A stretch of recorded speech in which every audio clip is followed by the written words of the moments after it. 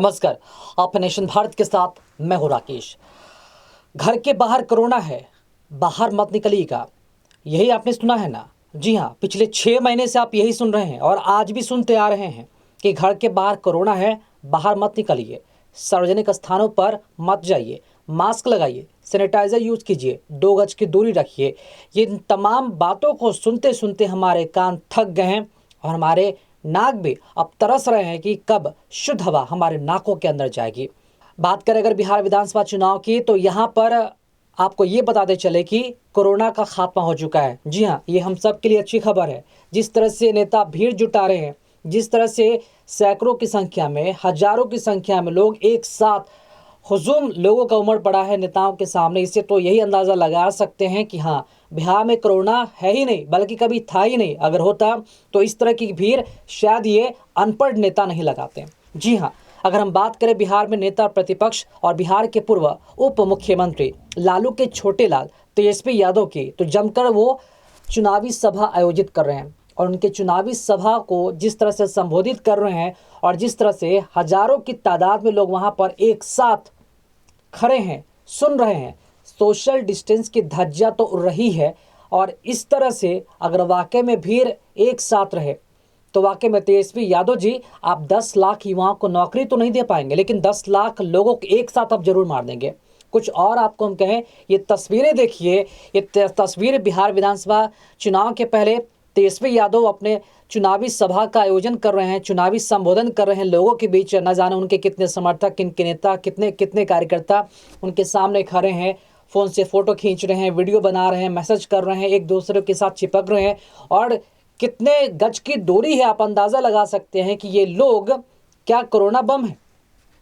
अगर नहीं है तो फिर क्या जरूरत थी तेजस्वी यादव को इतना भीड़ जुटाने की? और तेजस्वी यादव भाषण में क्या कुछ कहते नजर आ रहे हैं बहुत बेशर्मी के साथ, आइए वो भी आपको हम सुनाते हैं। सुनिए जरा इस भाषण को।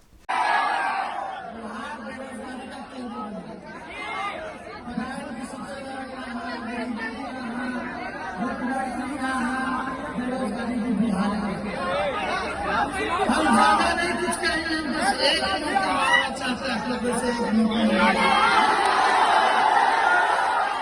5 साल पहले अपने भाई बेटे को इस नौजवान को मौका दीजिएगा। तो आपने सुना, बिहार के युवाओं को 10 लाख अस्थायी सरकारी नौकरी दी जाएगी। और ये सुनते उनके जो समर्थक होते हैं, जो कार्यकर्ता होते हैं, फूले नहीं समाते हैं।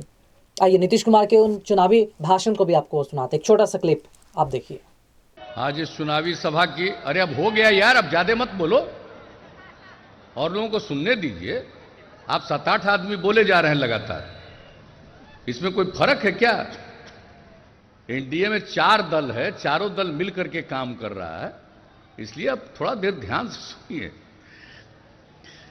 आप जानते हैं कि हम लोगों को जब से काम करने का मौका दिया है, बिहार के लोगों ने, आप सब लोगों ने 2005 के नवंबर से हम लोगों ने मिलकर काम किया है और हम लोगों का एक ही लक्ष्य रहा, न्याय के साथ विकास, यानी हर इलाके का विकास और समाज के हर तबके का उत्थान।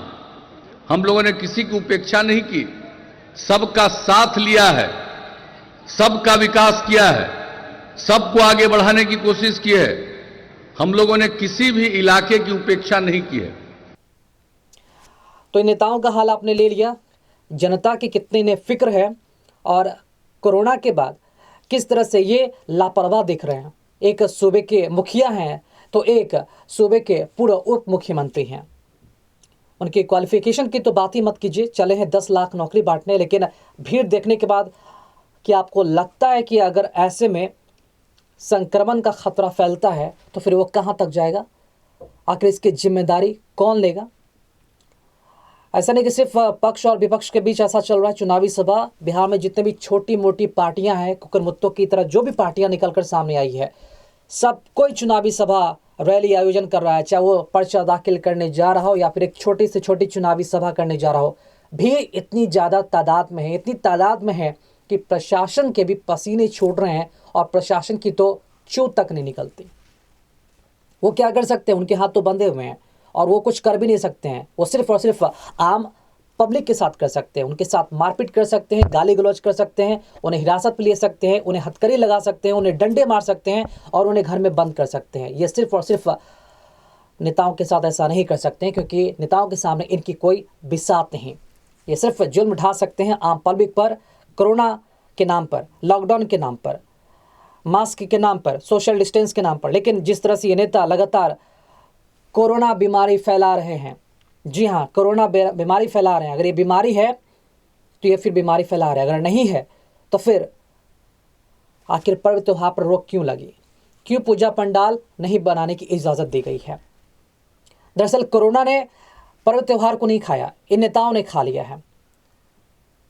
और ये सच पूछिए तो बिहार की सियासत में क्या कुछ चल रहा है, और ऐसे समय में जब संक्रमण का खतरा बना हुआ है और हम सभी जानते हैं कि पूरे देश से अब तक कोरोना का संक्रमण खात्मा नहीं हुआ है, खतरा लगातार बरकरार है, तो फिर क्या ज़रूरत थी चुनाव होने का। और चुनाव होना भी था तो फिर वर्चुअल रैली के माध्यम से लोगों को संबोधित क्यों नहीं कर सकते थे, क्यों एक्चुअल रैली की जा रही, क्यों भीड़ इकट्ठा किया जा रहा है, क्यों लोगों को मौत के मुंह में ढकेला जा रहा है। हमारा सवाल लगातार रहेगा सत्ता पक्ष से भी और विपक्ष पार्टियों से भी, कि आखिर वो ऐसा क्यों कर रहे हैं, आखिर सत्ता की भूख उन्हें इतनी क्यों है, आखिर सत्ता का लालच इन्हें क्यों है, इतनी कुर्सी प्यारी क्यों है कि उन चारों कुर्सियों के नीचे जनता की लाश को ये देखना चाहते हैं।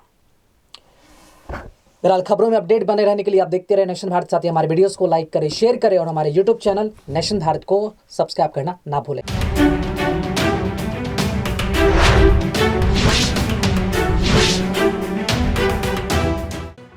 लेटेस्ट खबरों से जुड़े रहने के लिए हमारे चैनल नेशन भारत को सब्सक्राइब करें और बेल आइकन को दबाएं ताकि कोई खबर छूट न पाए।